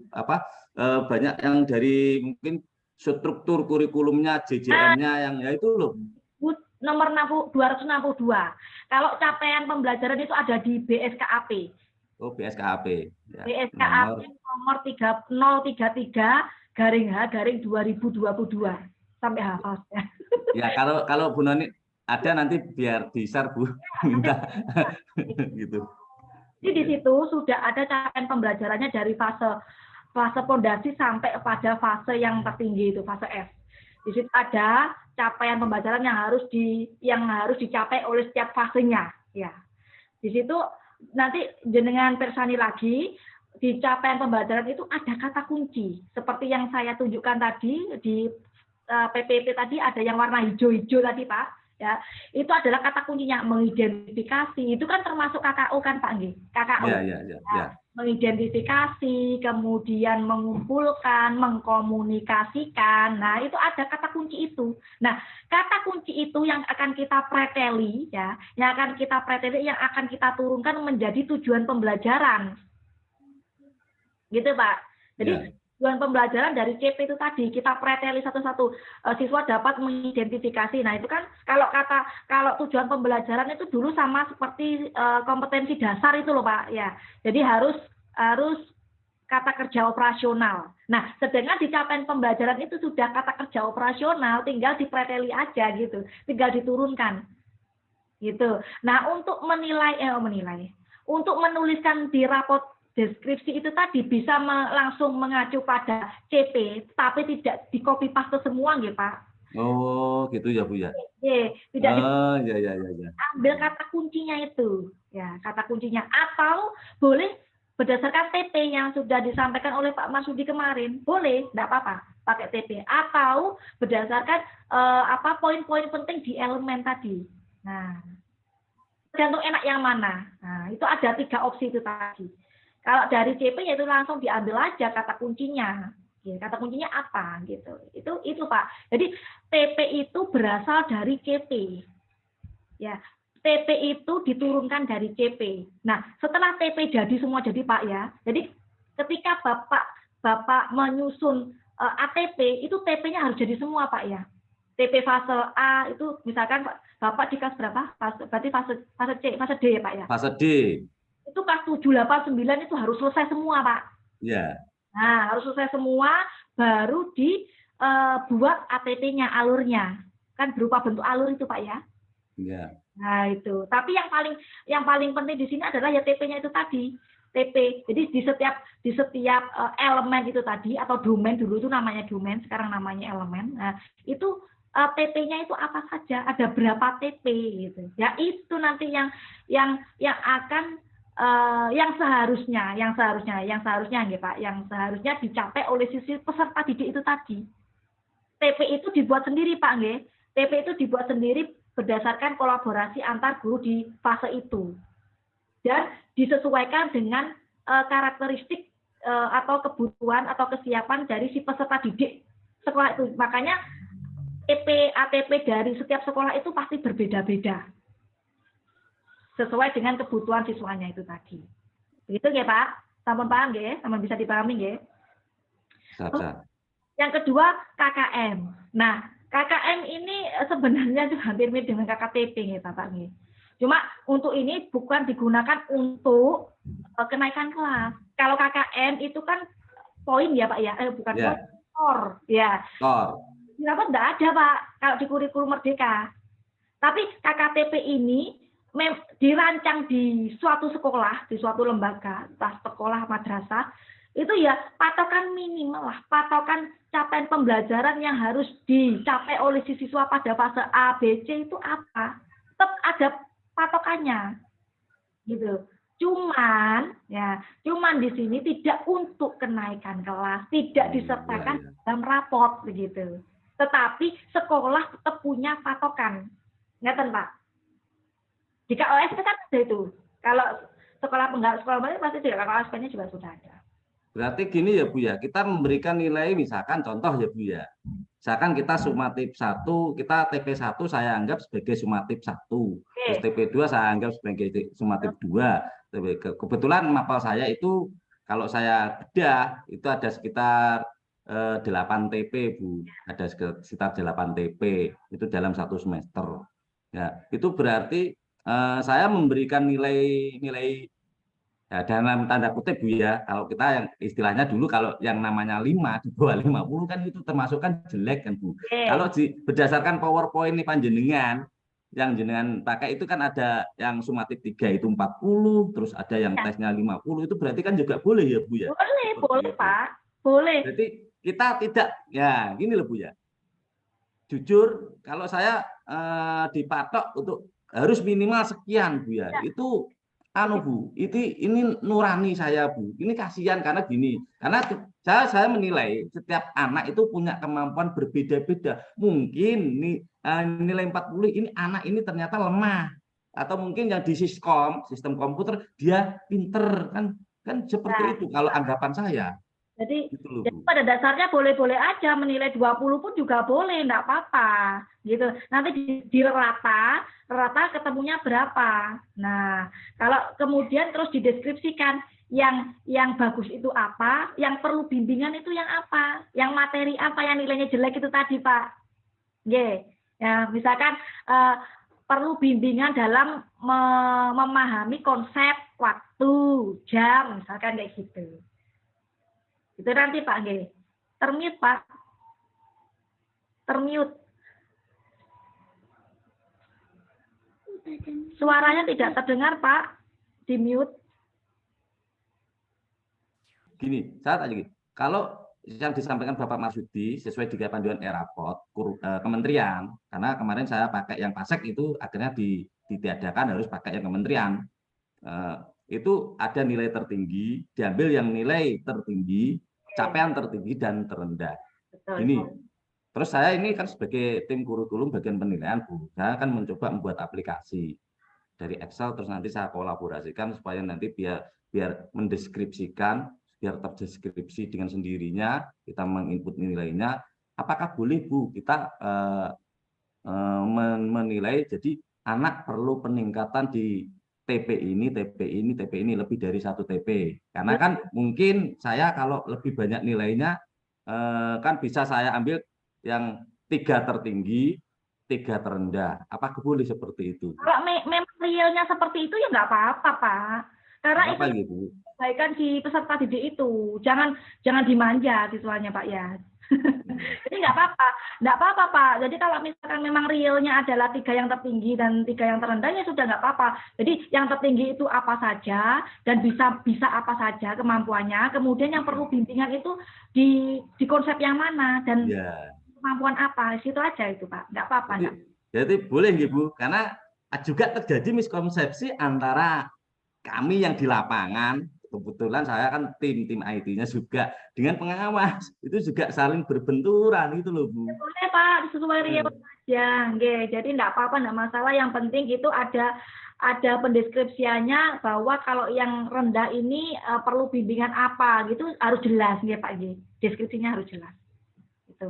Kemudian yang ketiga nggih Pak, untuk P5 untuk tujuan umum itu sebenarnya sudah ada di dalam BSKAP ya kalau nggak salah nomor berapa ya, kalau P5 itu saya agak lupa.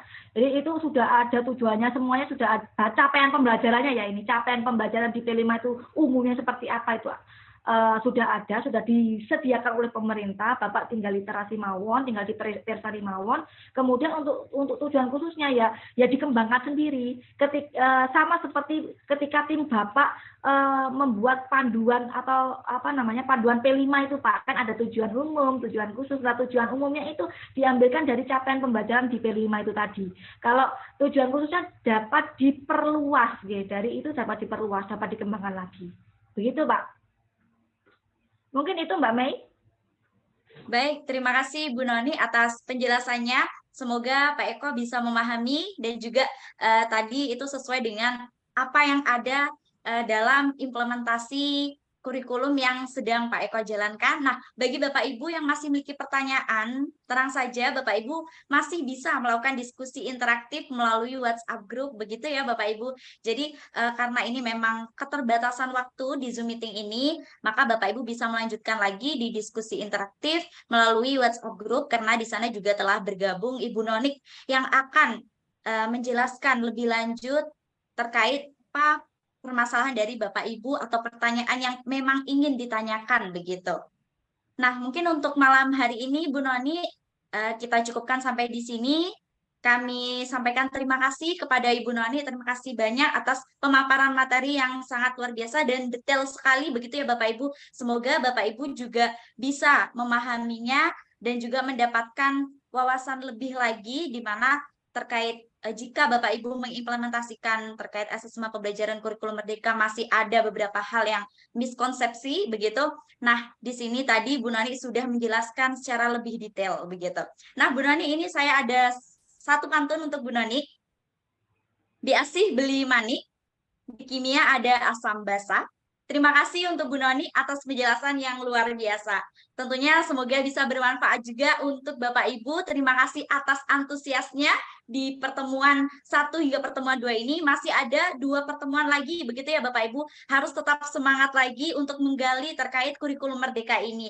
Di mana Bapak Ibu harapannya berkarya nyata untuk pendidikan bersama dengan guru cendekia. Mungkin itu Bapak Ibu yang bisa kami sampaikan. Kami mohon maaf apabila ada salah kata atau ada hal-hal yang kurang berkenan terkait presensi. Sekali lagi Bapak Ibu tidak perlu khawatir. Di sini di Guru Cendekia Bapak Ibu fokus saja terhadap materi yang ada begitu. Nanti segala bentuk administrasinya akan kami bagikan melalui WhatsApp group. Jadi Bapak Ibu di sini tidak perlu khawatir dan tidak perlu membingungkan lagi terkait presensi. Baik, kami akhiri. Wabillahi taufik wal hidayah. Wassalamualaikum warahmatullahi wabarakatuh. Salam Guru Cendekia, berkarya nyata untuk pendidikan. Terima kasih Bu Noni, terima kasih Bapak Ibu.